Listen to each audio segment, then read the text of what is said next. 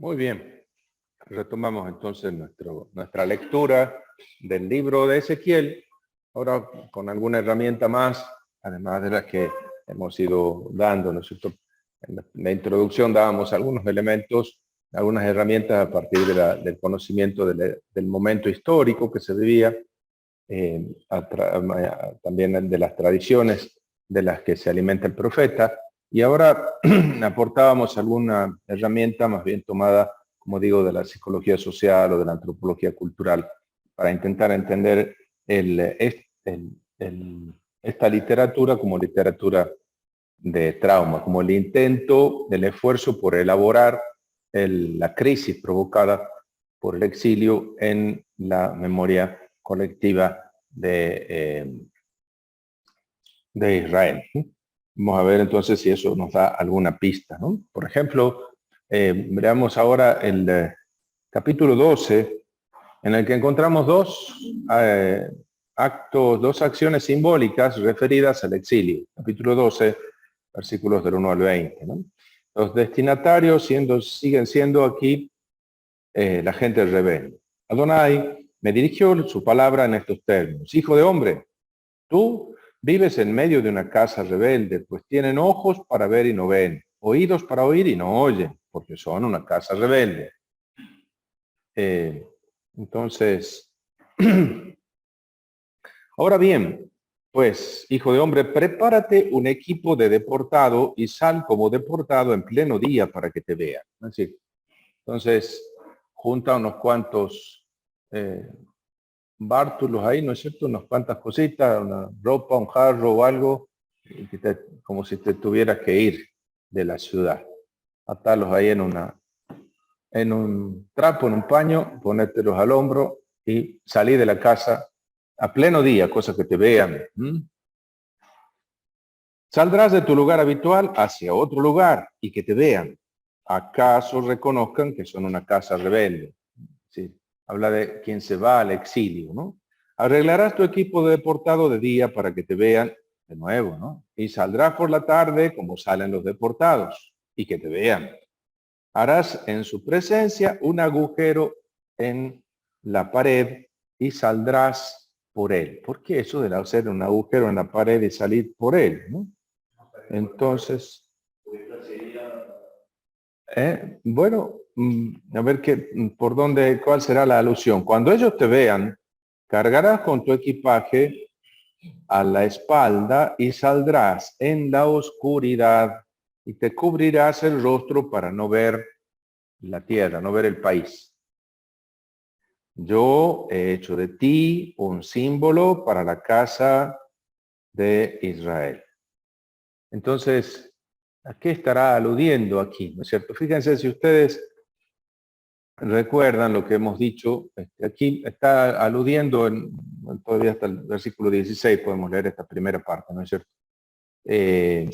Está entonces presagiando un nuevo exilio, ¿no es cierto? Un nuevo exilio. Vamos a ver qué más aparece ahí. Los que habían quedado en Jerusalén y en Judá, ahora van a tener que unirse también ellos a los que fueron exiliados antes. Es decir, habrá una nueva deportación, ese es el presagio. El signo en realidad tiene relación con un hecho histórico que está narrado en 2 Reyes 25, 1 al 7. Vamos a leer 2 Reyes 25, 1 al 7.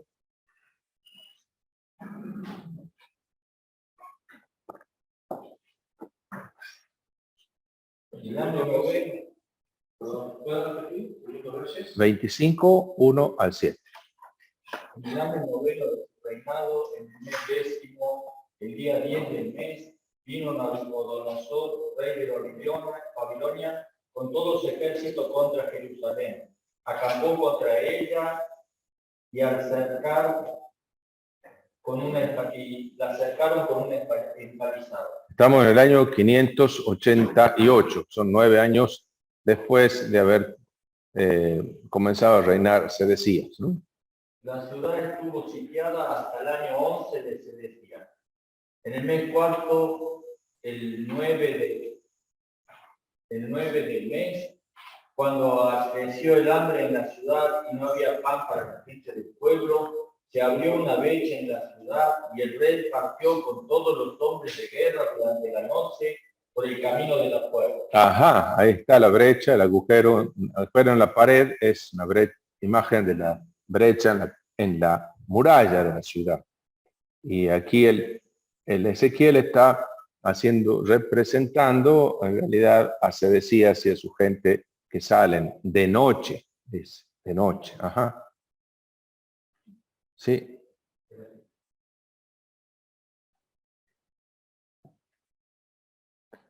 Sale huyendo el rey y su gente más cercana. Entre los dos muros que estaban sobre el parque del rey, mientras los caldeos estaban alrededor de la ciudad, y se fue por el camino de Arabá. Las tropas caldeas persiguieron al rey y le dieron alcance en los llanos de Jericó.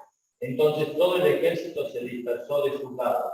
Capturaron al rey y lo subieron a Ribla, donde el rey de Babilonia, que lo sometió a juicio.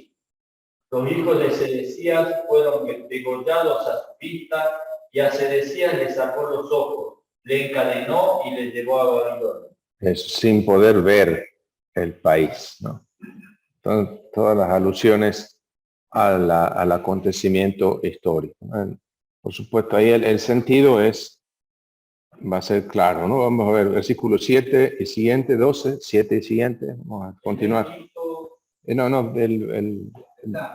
el capítulo 12 de Ezequiel ya, ¿no? Ahí está ahí nomás. 12. Vamos a seguir leyendo el texto. Yo hice como se me había ordenado. Preparé de día mi equipo como el de un deportado y por la tarde hice un agujero en la pared con la mano y salí en la oscuridad cargando con el equipaje a mis espaldas a la vista de todos.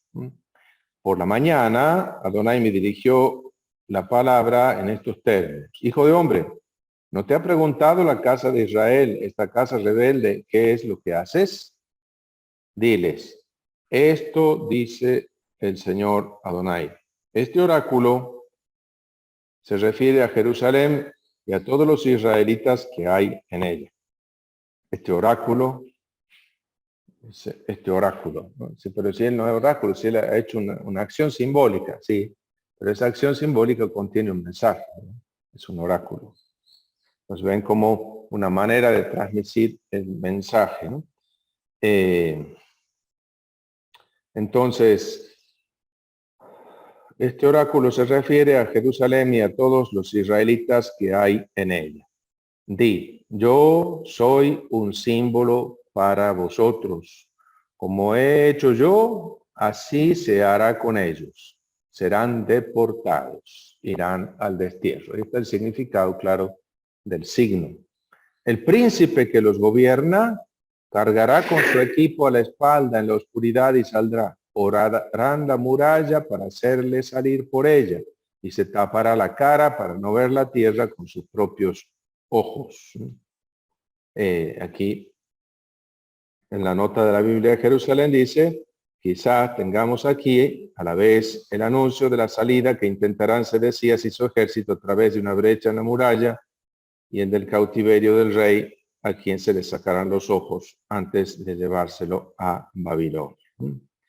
Entonces, mas yo tenderé mi lazo sobre él y quedará preso en mi red, es decir, el rey de Babilonia. Lo conduciré a Babilonia, al país de los caldeos, pero no lo verá, morirá allí, no lo verá. Por lo que respecta a todo su séquito, su guardia, sus tropas, yo los esparciré a todos los vientos y desenvainaré la espada tras ellos. Y sabrán que yo soy Adonai, cuando los disperse entre las naciones y los esparza entre los países. Sin embargo, dejaré un pequeño número de ellos que escapen de la espada, el hambre y la peste, para que cuenten todas sus abominaciones entre las naciones a donde vayan, a fin de que sepan que yo soy Adonai. Bueno, entonces la primera acción simbólica que tiene un sentido claro, el presagio del exilio, ¿no? Después nosotros cuando leemos el libro de los reyes nos damos cuenta de la conexión que hay entre esos dos, ¿no es cierto? eh, eh, se le llama príncipe, se decía, no rey, así. ¿Por qué razón? Bueno, uno podría aducir una razón política, quizás es un vasallo del rey de Babilonia. Entonces no es un verdadero rey, sino un príncipe. Pero en realidad Ezequiel en general no aplica la palabra rey, melech, al soberano humano que está gobernando, sino solo a Dios. Segunda acción simbólica en el capítulo 12, 17 al 20. Este texto dice: Hijo de hombre, comerás tu pan tembloroso y beberás tu agua inquieto y angustiado. Y dirás al pueblo del país: esto dice el Señor Adonai a los habitantes de Jerusalén que pisan el suelo de Israel que todavía están pisando el suelo de Israel. Comerán su pan angustiados y beberán su agua estremecidos, para que esta tierra y los que en ella se encuentran queden libres de la violencia de todos sus habitantes. Es decir, el exilio, la deportación, libera al país de la contaminación que constituyen estos mismos habitantes. Los habitantes profanan la tierra, entonces como que Dios purificara al país sacando a esta gente. Las ciudades populosas serán destruidas y esta tierra, este país, se convertirá en desolación. Y así sabrán que yo soy Adonai. Termina allí el segundo, ¿no? Una comida de tristeza, dice, con tembloroso, inquieto y angustiado. El mismo profeta será un signo para la casa de Israel. Vamos a verlo varias veces. Se va a decir de esta manera, ¿no? En el capítulo 24 que vamos a leer después esta tarde, nos vamos a dar con eso también. Aquí podríamos pensar, bueno, que quizás estas acciones simbólicas, muchas veces ustedes han visto que en la Biblia, en la mentalidad del Antiguo Oriente, todo lo que sucede se atribuye a la divinidad, a las divinidades en general, ¿verdad? Entonces, en una mentalidad pre-lógica, digamos, no precientífica, entonces no hay, digamos, no se indaga en la cadena de las causas, de las causalidades segundas, causa-efecto, sino que todo es causado en realidad por la última causa, que es la divinidad. Cuando hay diversos dioses, bueno, las cosas lindas se atribuyen a los dioses buenos y las cosas malas a los dioses malos. Pero el monoteísmo tiene su precio, como dice el mismo Assmann, ¿no? Del precio del monoteísmo. ¿Por qué? Y bueno, porque todas las cosas que suceden se atribuyen al único Dios. Entonces por ahí teníamos nosotros el Isaías 45, 7 creo que es, ¿no? Yo soy el autor de la luz y de las tinieblas, el bien y de la desgracia. ¿No es cierto? Sí, todo allí. Bueno, pero traigo a colación esto porque entonces todo lo que sucede se atribuye. Muchas veces entonces se puede hacer al revés. El Señor me ordenó tal cosa, el Señor me dijo: estarás paralizado, comerás el pan con temblor y con angustia. Y esta puede ser la interpretación profética de lo que le sucede, ¿no es cierto? Quizás haya que hablar efectivamente de eso, es decir, no es un teatro que está haciendo el profeta, ¿no es cierto? Que se hace el que tiene temblor y angustia, sino que está angustiado y tembloroso. Y eso lo atribuye a Dios. Y en ese sentido y en esa medida es un signo para la casa de Israel. Esto lo vamos a ver de la manera más terrible en el capítulo 24. Es decir, quiero decir esto, que cuando hablamos de acciones simbólicas, no necesariamente tenemos que pensar en una especie de representaciones teatrales que hace estudiándose un libreto el profeta, sino de cuestiones que él vive. Él vive y sin tener demasiada elección. Sí. Entonces te quedarás quieto, inmóvil y quizás una parálisis real, digamos, el profeta. Te quedarás mudo. Y sí, quizás es el efecto traumático, el efecto del trauma que está viviendo. ¿Sí? Interpretado como cosa que viene de Dios. Y sí, porque así se interpreta la vinculación que hay. Pero con la comprensión de esos acontecimientos de su vida como símbolos. Tú serás un signo para la casa de Israel, ¿no? Vamos a ver un poquito cómo se desarrolla eso en adelante. En el mismo capítulo 12 están los versículos 21 al 28 que contienen aquí unas discusiones entre el profeta y los exiliados. Aquí todos los profetas han tenido con sus contemporáneos muchas dificultades para que se les crea, ¿no es cierto? Aquí vamos a leer si quieren el texto. La palabra de Yahvé te fue dirigida en estos términos: hijo de hombre, ¿qué quieres decir? ¿Qué queréis decir con estos proverbios que circulan cerca del pueblo de Israel? Los días se prolongan y toda visión se desvanece. Pues bien, diles, así dice el Señor, Yahvé, yo haré que calle ese proverbio, no se les repetirá más en Israel. Diles, en cambio, llegan los días y que toda visión se cumplirá. Pues ya no habrá ni visión vana, ni presagio mentiroso en medio de la casa de Israel. Yo Yahvé hablaré, lo que yo hablo, es una palabra que cumple sin quitación. Si en vuestros días casa la rebeldía, yo pronunciaré una palabra y ejecutaré oráculo del Señor. Yahvé. La palabra de Yahvé me fue dirigida en estos términos: hijo de hombre, mira la casa de Israel, está diciendo, la visión que éste contempla es para los días lejanos, este profetiza para una época remota. Pues bien, diles, así dice el Señor Yahvé, ya no habrá más quitación para ninguna de mis palabras.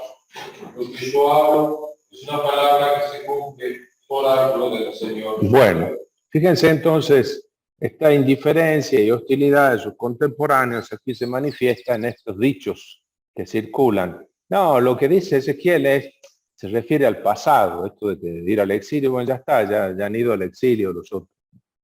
O es una visión que dice el primer dicho, es el 22b. Los días se prolongan y la visión se desvanece. Ya. La vida sigue, la visión se desvanece. No se va a cumplir. No se va a cumplir. Y la otra es, en realidad es para dentro de muchos años, a nosotros no nos va a tocar. Para el pasado o para el futuro, ¿no es cierto? A nosotros no nos toca. Esa es la manera de esquivar las palabras proféticas que tiene la gente, ¿no? Y la respuesta es, están muy equivocados. Esa palabra es para ahora, para ustedes, para el presente. Versículos 26, 25 habla de eso. Entonces, aquí tenemos también toda una cuestión sobre la figura del profeta, ¿no es cierto? Que no es simplemente alguien que presagia acontecimientos futuros, adivina el futuro, ¿no? Sino que es alguien que interpreta el presente. Y porque interpreta el presente puede predecir el futuro en el sentido que puede mostrarte las consecuencias de tus propias acciones estúpidas.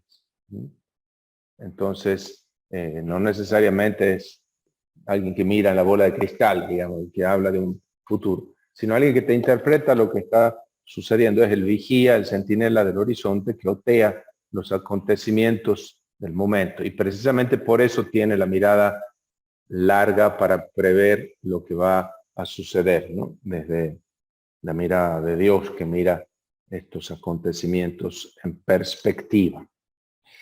En ese mismo contexto de la discusión con los contemporáneos que no quieren reconocer la palabra del profeta como palabra referida a ellos aquí, entra la discusión con los falsos profetas y las adivinas, ¿no es cierto? A esos sí los escuchan, ¿verdad? Dice, bueno, algunos no escuchan ni a los verdaderos ni a los falsos profetas, pero bueno, aquí están problemas similares a los que trata Jeremías en el capítulo 27, 28, aparecen aquí en este capítulo 13. Otra vez, una cuestión acerca de la interpretación de la historia. No es una cuestión ociosa. Los acontecimientos son confusos, ambiguos.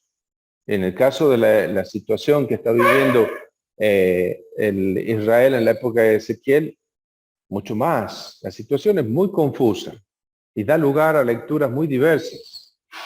Hoy también. A ver quién tiene la posta en la interpretación de la situación argentina hoy, hacia dónde vamos, qué va a pasar, qué sé yo, ¿cierto? Ahí no sé si, qué profeta podrá darnos, ¿cierto? Qué luz divina podrá iluminar, pero ciertamente que hay muchas interpretaciones, ¿verdad? Ahora, ¿cómo distinguir entre los profetas verdaderos y los profetas falsos hoy? Es un tema bien actual, ¿ven? Bueno, también en el caso de Jeremías. Y lógicamente, como hay para todos los gustos, la gente suele escuchar a aquellos que les gusta más, ¿verdad? Y se van polarizando. Las redes sociales tienen también ahora ese mecanismo, ¿no? Sin mala intención de ningún genio maligno que manipule las redes sociales, que también los hay, pero digo, sin que haya necesidad de eso, el mismo funcionamiento por los algoritmos con los que funcionan las redes, pues estás en qué sé yo, un Facebook o lo que fuere, y tenés una red de amigos, te llegan una serie de noticias y vos normalmente buscas esas noticias. Y después te ponen también propagandas. Y vos le decís, no quiero recibir esta propaganda. Entonces dice, ¿por qué no quiere? Si no le interesa, no, como dice, mire, le hemos seleccionado estas porque pensamos que son las de su gusto y de su interés. Si usted dice que no, nosotros le vamos a seguir mandando, pero de cualquier clase, ¿cierto? No las de su interés. Estas les mandamos porque como pensamos que son del interés y uno dice, viaje, busco un billete a Buenos Aires para cómo me llegan un montón de propaganda de vuelo a Buenos Aires. Pues yo no he puesto que me están escuchando. Bueno, es que una vez has buscado ahí, entonces queda eso ahí. Pero a lo que voy, fíjense el mecanismo como me ponen las cosas que supone por los algoritmos, no es una señora que está ahí tecleando, sino que es el mismo aparato, en el mismo programa, me va a seleccionar las noticias que son de mi onda, de mi línea, de mi ideología, de mis gustos, de mis preferencias. Esas son las que más me van a llegar. Incluso las personas con las que me va a vincular, son las personas que me va a sugerir, que piensan que te puede interesar conectarte, son las personas que tienen los mismos intereses.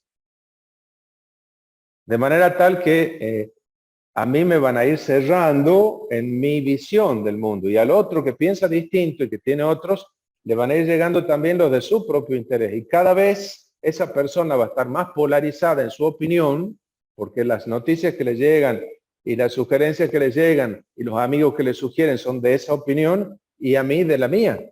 De manera tal que vamos a terminar polarizados uno contra otro. Y eso es resultado simplemente de los algoritmos de las redes sociales, ¿no es cierto? Bueno, opiniones diversas. No había redes sociales en la época de Ezequiel, pero sí había profetas y adivinos de distintas clases que interpretaban los acontecimientos y anunciaban los hechos futuros. Y entonces viene la reprimenda de Ezequiel. Adonai me dirigió su palabra en estos términos. Hijo de hombre, profetiza contra los profetas de Israel. Profetiza y di a los que profetizan por su propia cuenta. La expresión en hebreo es lo que escucha en su corazón. ¿Cómo es, Gabriel? ¿Tienes ahí? 13:2. me acuerdo cómo es, la expresión curiosa es, las que sacan las profecías de su propio corazón, una cosa así. Eso, milibam, de su propio corazón, profetizan de su propia cosecha, digamos, de lo que hay en su cabeza, de su propio corazón. No es la sede de los sentimientos en la antropología bíblica, ¿no? Los sentimientos están en los riñones. En el corazón están los pensamientos, las decisiones. Entonces, atención a los que profetizan por su propia cuenta. Escuchad la palabra de Adonai. Esto dice el Señor Adonai. Ay de los profetas insensatos que siguen su propia inspiración sin haber visto nada. Yo no les he hecho ver nada, no les he mandado ningún mensaje. Como raposos entre ruinas, zorros entre ruinas, tales han sido sus profetas, Israel. No habéis escalado las brechas, no habéis construido una muralla en torno a la casa de Israel para que pueda resistir el combate en el día de Adonai. Es decir, ¿qué significa eso? No han escalado brechas, no han construido una muralla, es decir, no han estado sobre, no se han puesto por encima de las grietas que se han ido abriendo en la muralla y que están poniendo en peligro a la ciudad. No han defendido a la gente de los peligros, no les han advertido sobre los peligros futuros. No han sido buenos centinelas, efectivamente, ¿no es cierto? Entonces, por eso los han tranquilizado, les han dicho paz cuando paz no hay, como decía Jeremías, y por eso, oráculo del Señor, sin que Adonai les haya enviado, hablaron y dijeron oráculo de Yahvé, sin que Yahvé les haya enviado, y esperan que se confirme su palabra. No es cierto que no tienen más que visiones vanas y no anuncian más que presagios mentirosos cuando dicen oráculo de Adonai, siendo así que yo no he hablado. Versículo 7. Entonces, extravían a mi pueblo, ¿no? Extravían diciendo hay paz cuando no hay paz. Pues bien, aquí viene, después de la acusación, viene la sentencia. Por causa de vuestras palabras vanas y de vuestras visiones mentirosas. Sí, aquí estoy yo contra ustedes, oráculo de Adonai. Extenderé mi mano contra los profetas de visiones vanas y presagios mentirosos. No serán admitidos en la asamblea de mi pueblo. No serán inscritos en el libro de la casa de Israel, ni entrarán en el suelo de Israel. Y sabrán que yo soy el Señor Adonai. ¿Por qué? Porque en efecto extravían a mi pueblo diciendo paz cuando no hay paz. Y mientras él construye un muro, ellos lo recubren de argamasa. Entonces, un optimismo ingenuo e irresponsable y mentiroso, porque además lo firman como venido de Dios y Dios no les ha hecho ver nada. Pero bueno, eso lo interpreta Ezequiel, ¿no? Saber quiénes eran estos y cómo. Bueno, entonces, cuando haría falta reparar de verdad el muro, habría que arreglar, demolerlo y hacerlo bien, reforzarlo y ponerle armadura y hacer un buen hormigón. Estos se contentan con revocar, ¿cierto? Le ponen enduido por fuera, cuando está todo agrietado por dentro, ¿no? Esa es la imagen. Mientras él construye un muro, ellos lo recubren de argamasa, ¿no es cierto? Entonces, simplemente le ponen, lo pintan, ¿no es cierto? Lo maquillan, le ponen un revoque cuando está cayéndose. Di a los que recubren de argamasa, habrá una lluvia torrencial, caerá granizo y se desencadenará un viento tormentoso y el muro quedará derrumbado. Entonces seguramente se les dirá, ¿dónde está la argamasa con la que lo recubrieron? Entonces, hacer arreglitos cosméticos cuando en realidad el daño está profundo, ¿no? Bueno, esa es la imagen. Entonces, capítulo 13 del 1 al 16, oráculos contra los falsos profetas. Ven ustedes como ay de aquel que, ¿no? Hoy, ayer, y después ya han, porque tal cosa. Entonces tiene siempre un esquema: acusación, anuncio de juicio condenatorio, por eso la gen, y al final la fórmula conclusiva. Y sabrán que yo soy Adonai, versículo 14, o oráculo del Señor Adonai, versículo 16. ¿Verdad?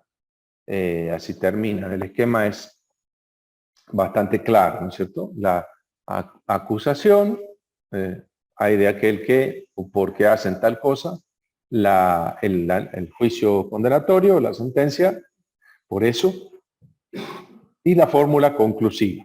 Ahora vienen después otros dos oráculos dirigidos contra las hijas de tu pueblo que profetizan por su propia cuenta.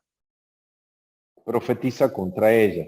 Aquí no está el término profetiza como tal, ¿no es cierto? La nebiyá, digamos, pero sino que las hijas de tu pueblo que profetizan. Sí se habla de profetizas en otros lugares de la Biblia, en 2 Reyes 22, en Nehemías 6, pero aquí se habla, se usa un circunloquio, ¿no? También aquí, hay de aquellas que, primero, después, pues bien, la gente, versículo 20, y en la conclusión, y sabrán que yo soy el Señor, versículo 21.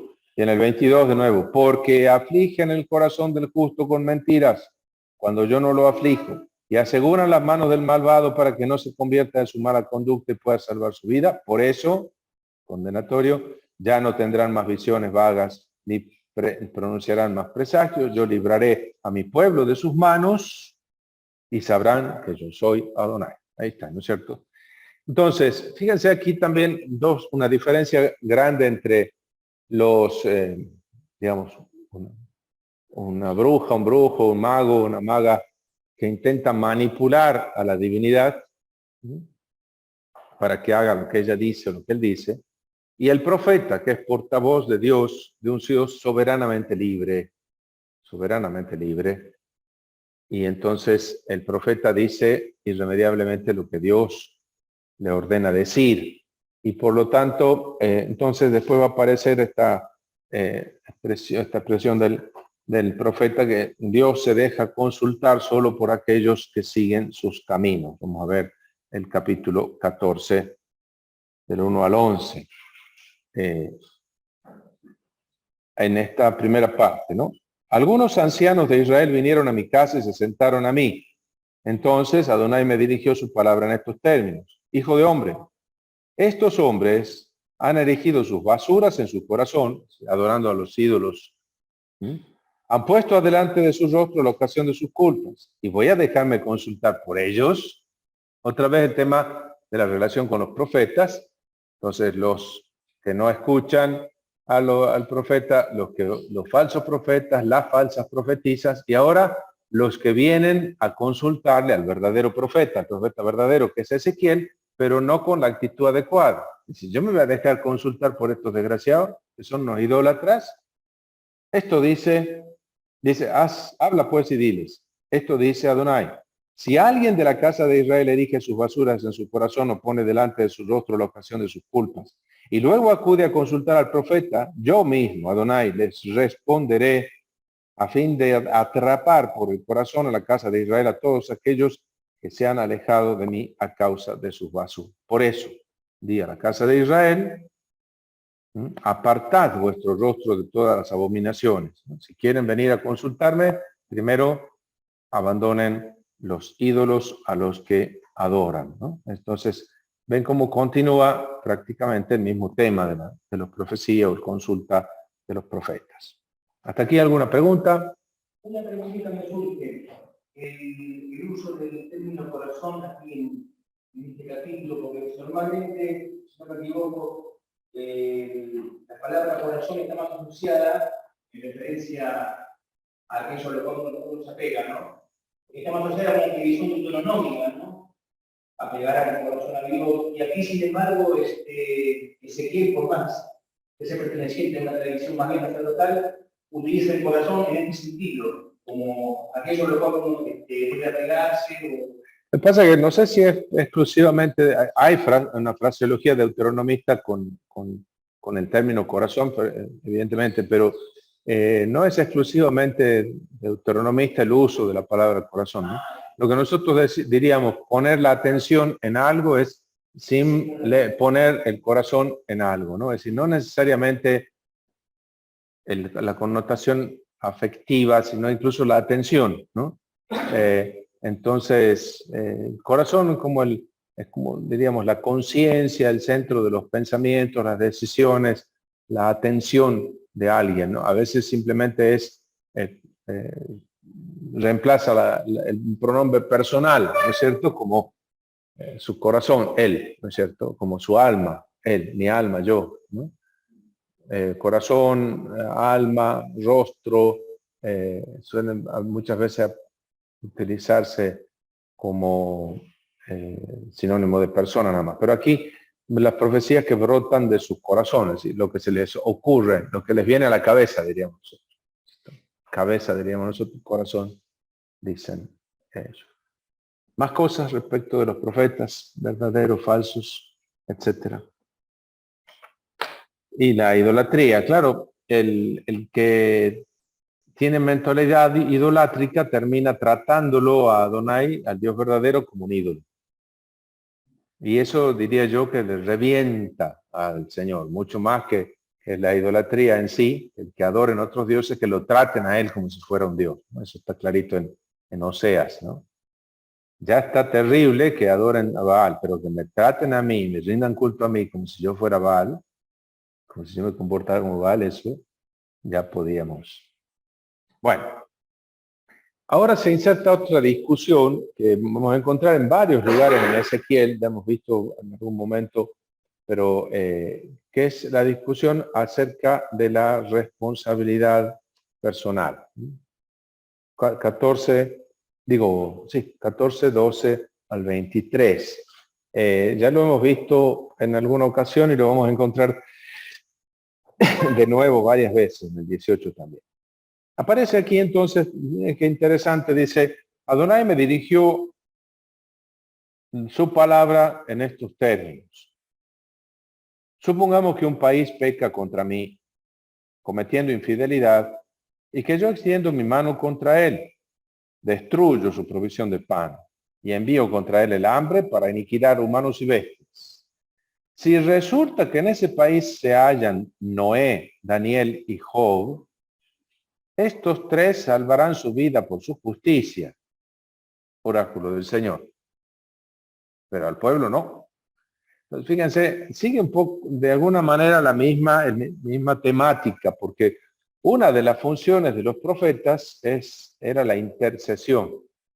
En tiempos de calamidad nacional o de amenaza, ¿no? Una guerra que te han declarado, o una sequía, o una peste, era el momento de acercarse al Señor e interceder. Un gran ayuno, un día de duelo nacional para pedirle al Señor que los libre, y el profeta que intercede y después trae un mensaje de salvación si es que el Señor lo da.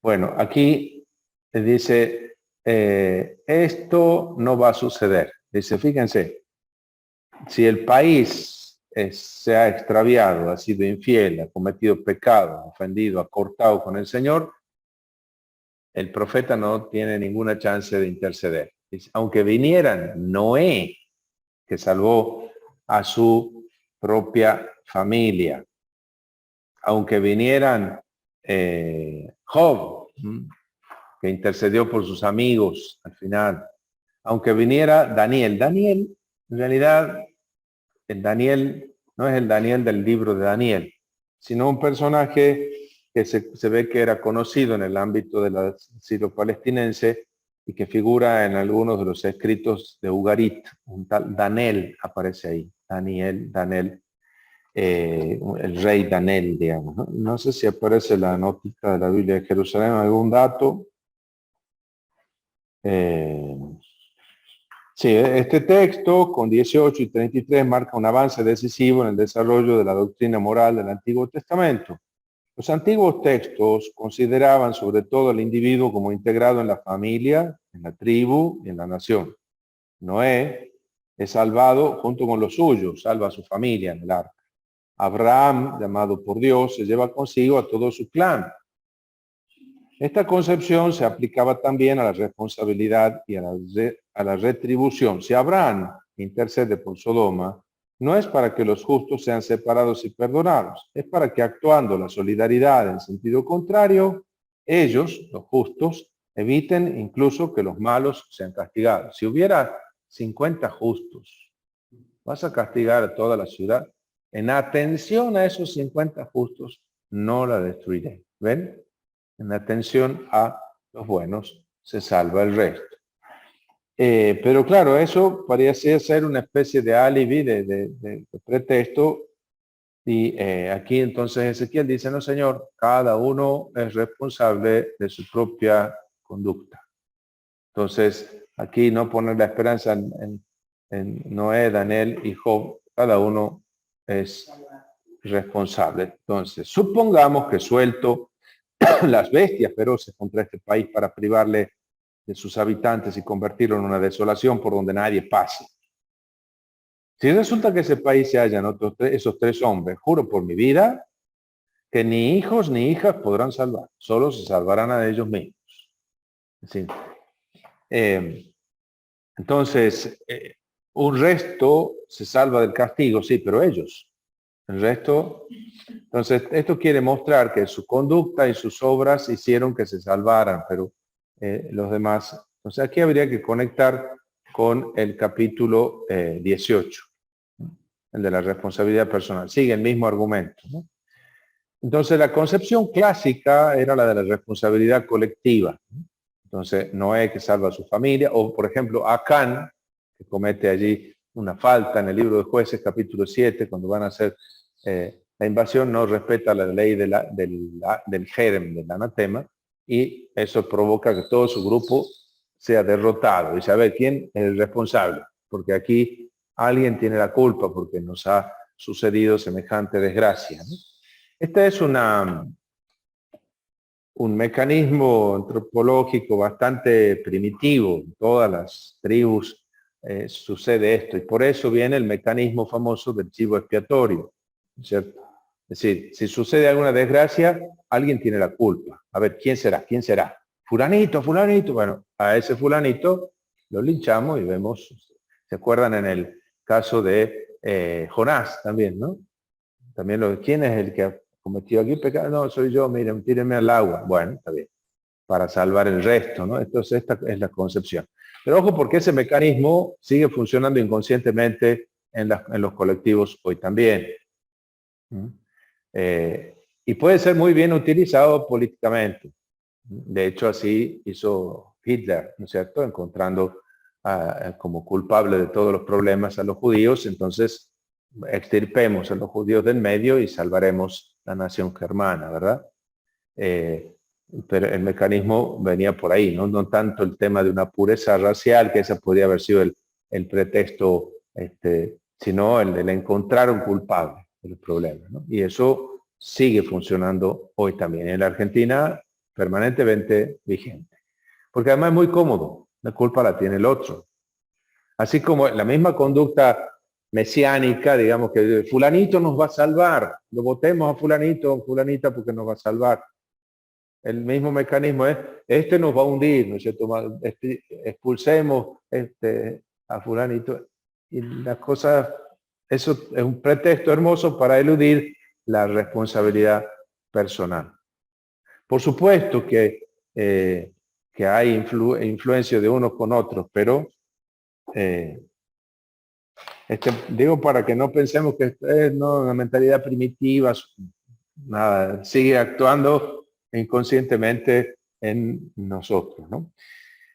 Ezequiel entonces critica con razón el dicho, otra vez trae, como en otros lugares, cita el dicho que está circulando, ¿no? La opinión pública, hace un sondeo de opinión pública, ¿cierto? Aquí contrata una consultora y dice, a ver, ¿qué opina la gente? El versículo 2 dice, en el capítulo 18, ¿no? Salto porque me parece importante ver la continuidad del tema, ¿no? Los padres comieron las uvas agrias y los dientes de los hijos sufrieron la dentera, ¿no? No hay acumulación, dice Ezequiel, por mi vida, oráculo del Señor Adonai, que no repetirán más este proverbio en Israel. Miren, todas las vidas son mías, tanto la vida del Padre como la del Hijo. Pero morirá el que peque. Aquí nadie hereda, ¿no es cierto?, la pesada herencia. Cada uno es responsable de lo suyo. El que es justo y practica el derecho y la justicia, no come en los altosanos y no rinde culto a los ídolos en los lugares altos, ni alza sus ojos a basuras de la casa de Israel. No oprime a nadie, devuelve la prenda de una deuda, no comete rapiñas, da su pan al hambriento, viste al desnudo, no presta con usura ni cobra intereses, aparta su mano de la injusticia, pronuncia dictámenes justos entre hombre y hombre, se conduce según mis preceptos y observa mis normas, obrando conforme a la verdad. Un hombre así es justo, sin duda, salvará su vida. Fíjense cómo la responsabilidad personal, entonces, y es interesante porque aquí añade a los pecados de la idolatría y a la necesidad de la religión pura y verdadera, añade los pecados contra la justicia, la injusticia social y la necesidad de la justicia, ¿no? Fíjense todos los, no oprime a nadie, devuelve la prenda, no comete rapiña, ¿no? Entonces, cada uno, no hay acumulación de méritos o de deméritos de una generación a la otra. Tampoco en la vida de un individuo, ¿no es cierto? Al final dice, tampoco en la vida de un individuo, porque uno tipo si se portó bien toda la vida, pero después se convirtió en una desgracia, se dedicó a ser un pecador terrible, y bueno, por más que haya sido muy buena gente, no se hace un promedio, es la decisión final. Y además, aunque este haya sido un asesino toda la vida, pero si se ha convertido, se salvará. ¿No?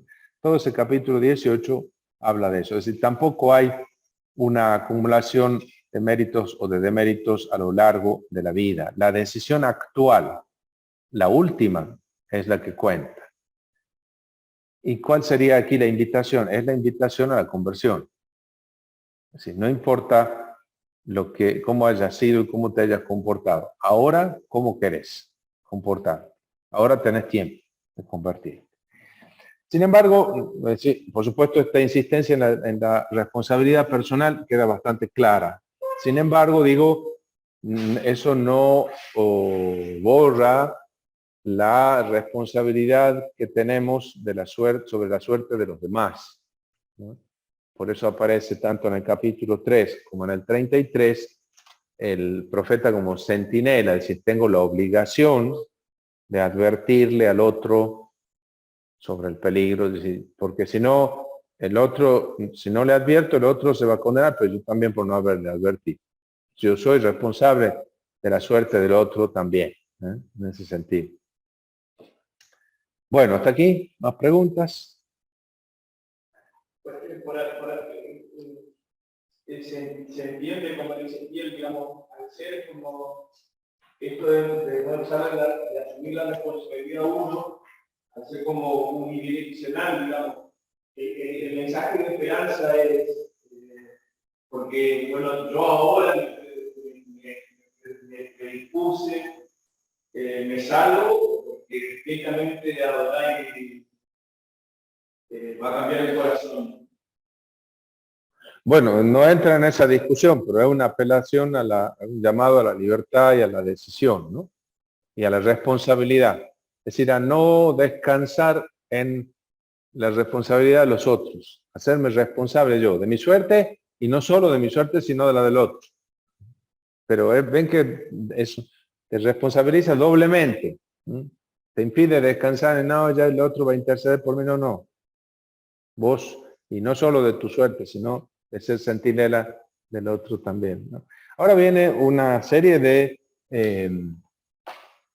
capítulos en los que el profeta nos va a hacer reflexionar sobre la historia de Israel a través de diversas imágenes, ¿no?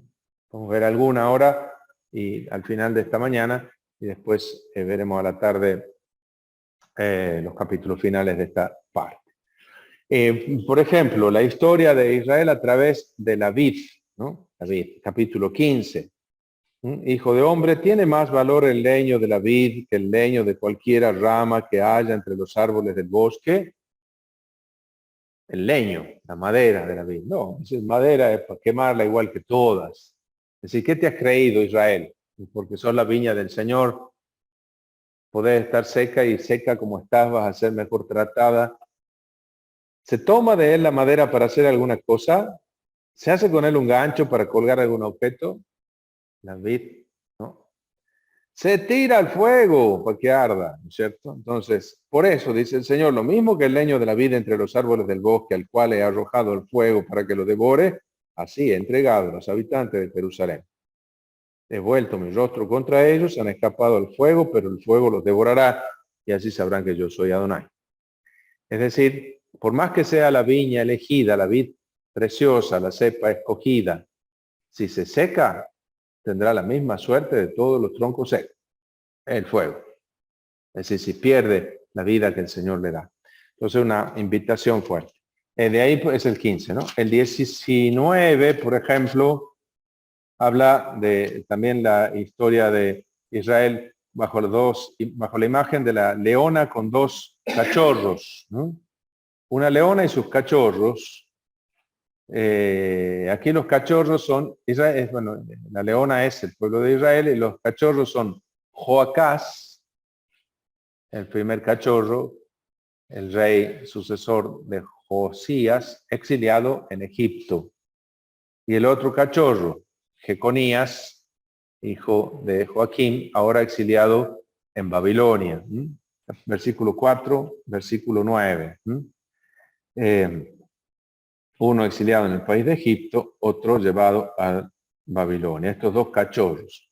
Dice, ¿y qué es esto? Dice claramente desde el principio, tú entona una elegía sobre los príncipes de Israel. ¿Qué es una elegía? No una herejía, sino una elegía. ¿No? Ajá, un canto, una poesía por la muerte de alguien. Una endecha, una elegía, una lamentación por la muerte de alguien. Y aquí dice, entona una elegía sobre los príncipes de Israel. De nuevo habla de príncipes, ¿no? No de jefes. Dirás, ¿qué era tu madre? Una leona entre leones, echada entre leoncillos, criaba a sus cachorros, crió bien a uno de los cachorros, se le hizo un león joven, aprendió a desgarrar su presa, devoró personas. Oyeron hablar de él las naciones que lo atraparon en la fosa que cavaron, con garfios lo llevaron al país de Egipto. Entonces, esa es la suerte que le espera a esta... entonces, tu madre, ahora vienen los versículos finales, después de los dos cachorros, vuelve a la madre ya no como leona, sino de nuevo como vid. Tu madre se parecía a una vid, plantada a orilla de las aguas. Era fecunda, exuberante por la abundancia de agua. Pero esa viña, antes exuberante y llena de frutos, ahora arrancada y plantada en el desierto de los pueblos en Babilonia. 10:14. Y ahí termina. Esto es una elegía y de elegía ha servido. Termina el capítulo. La que resulta muy interesante y durísima, es la imagen del capítulo 16. Vamos a leer un poquito ese capítulo, aunque sea un pedacito. Vamos a ver también aquí la historia de Israel representada en símbolos, y en este caso el símbolo de una mujer, una niña, una joven. ¿Qué dice? La palabra del Señor que llegó en estos términos, hijo de hombre, da a conocer a Jerusalén tus abominaciones. Tú dirás, así habla el Señor en Jerusalén. Por tus orígenes y tu nacimiento perteneces al país de Canaán. Tu padre es un amorreo y tu madre una hitita. Bueno, fíjense aquí, un jerosolimitano pro como es, un orgulloso jerosolimitano como Ezequiel, reconoce que la realidad, es verdad, Jerusalén no era una ciudad de tradición israelita. Acuérdense que durante el reino de David, incluso era, todavía era Jebusea. Él la conquista, porque está justo situada entre las tribus del norte y entre las tribus del sur. Entonces servía muy bien de una capital como lugar neutro para establecer una capital desde la que pudiera gobernar a unos y a otros, ¿no? Pero efectivamente era de origen jebusea, ¿no? Aquí es como una mención deshonrosa, ¿no es cierto? No sos de paladar negro, ¿no? No sos de pedigrí, sos eso, exactamente. Entonces, son los orígenes bastardos de Jerusalén. Al nacer, el día en que te dieron a luz, tu cordón umbilical no fue cortado. No fuiste lavada con agua para ser purificada, ni frotada con sal, ni envuelta en pañales. Nadie se compadeció de ti para hacerte alguna de esas cosas, sino que fuiste arrojada en pleno campo, porque dabas asco el día en que nací. Miren, qué terrible la imagen, ¿no? Un bebé abandonado en su sangre, ni siquiera le cortó el cordón, un terrible abandono, ¿no? Abandono sin padre ni madre. ¿Y? Yo pasé junto a ti, te vi revolcándote en tu propia sangre y entonces te dije, vive y crece como un retoño del campo. Eso, entonces ahora es Adonai quien ha puesto sus ojos en ella, se ha prendado de ella y ha querido darle su amor, ¿no es cierto? La ha elegido. En realidad, Jerusalén tiene un origen bastardo, no tiene ningún linaje, ninguna tradición noble, no tiene ningún mérito para esgrimir. Todo se lo debe a Adonai, que ha querido habitar en ella, es decir, en la imagen, tomarla por esposa. Tú comenzaste a crecer, te desarrollaste y te hiciste mujer. Se formaron tus senos y crecieron tus cabellos, pero estabas completamente desnudo. Yo pasé junto a ti y te dije, era tu tiempo, el tiempo del amor. Extendí sobre ti el borde de mi manto y cubrí tu desnudez. Eso, extender el borde del manto, señal también de desposorio, ¿no es cierto? Acuérdense lo que hace Ruth, que se pone bajo el manto de Boaz, ¿no es cierto? Entonces, el Señor la elige a Jerusalén y para que sea la morada de su presencia, de su nombre, y la toma como esposa, se vincula a la ciudad especialmente, ¿sí? Te hice un juramento, hice una alianza contigo, oráculo del Señor, y tú fuiste mía.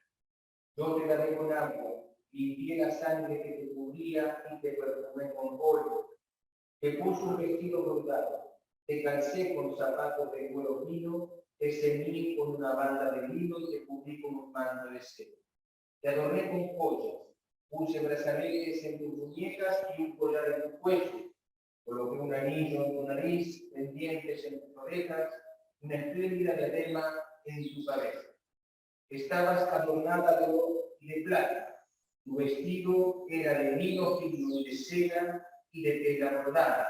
Te alimentabas con la mejor harina, con miel y con aceite. Miren qué ascenso social, ¿no es cierto? De una expósita, una niña abandonada, digamos, ahora de una reina, ¿no es cierto? Una reina. Ese es gracias al amor del Señor, que la transforma, la convierte en una reina. Ajá. Llegaste a ser extraordinariamente hermosa y te convertiste en una reina. Tu fama se extendió entre las naciones porque tu belleza era perfecta gracias al esplendor con que yo te había adornado por algo del Señor.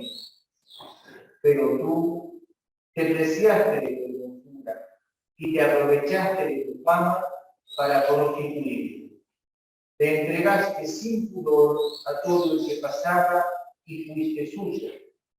Tomaste tus vestidos para hacerte lugares altos de vivos colores y te prostituiste en ellos. Bueno, entonces se olvida del amor de su Señor y se dedica a otros, ¿no? Va buscando otros, dice, sin vergüenza, descaradamente a cualquiera que pasaba se ofrecía. Pero no solo eso.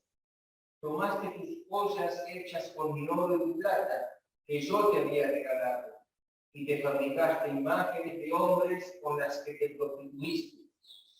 Tomaste tus vestidos. A ver si son las imágenes de los dioses falsos, imágenes de hombres con los que te prostituiste, es decir, rendiste culto a otros dioses. Ajá. Tomaste tus vestidos bordados para cubrirlas y pusiste delante de ellas mi aceite y incienso. Eso, aquí, acuérdense de Oseas 2, ¿no es cierto? Los dones que Dios le daba, ella los usa para traicionarlo. Fíjense la frase que remata la cuestión. ¿Qué dice?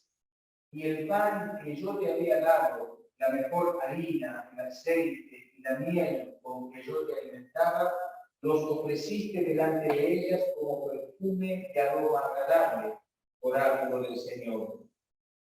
Tomaste a tus hijos y a tus hijas, los que tú habías engendrado para mí, y los sacrificaste a esas imágenes como alimento. Bueno, pasemos hasta el versículo 34. Al prostituirte, te sucedía lo contrario que las otras mujeres. Nadie corría detrás de ti. Eras tú la que pagabas y nadie te pagaba a ti. Hacías exactamente lo contrario. Es como una prostituta que pagara a sus propios clientes. Es el colmo ya, ¿no es cierto? Es durísima la imagen, ¿no? Aquí se habla, probablemente es el tributo de vasallaje que ella paga, que Jerusalén como capital paga a los reinos extranjeros, ¿no?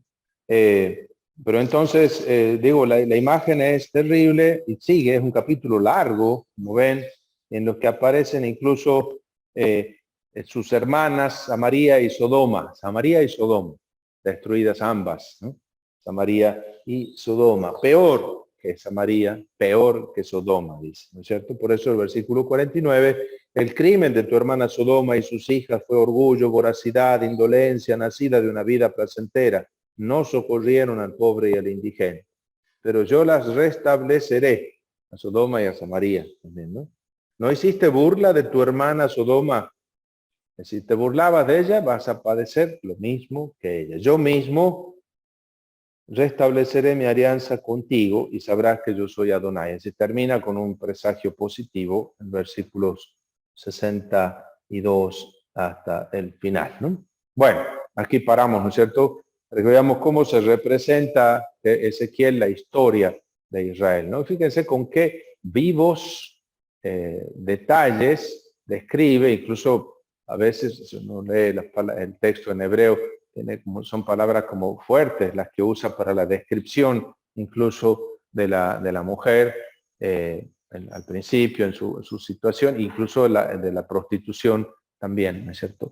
Con un lenguaje que expresa el pecado, la desviación, la traición de Israel respecto de su Dios. Bueno, a la tarde vamos a ver los varios capítulos que quedan allí. Sobre todo vamos a detenernos en el capítulo 24, que es como el gozne del ministerio de Ezequiel, ¿no? Así que eso vamos a ver a la tarde.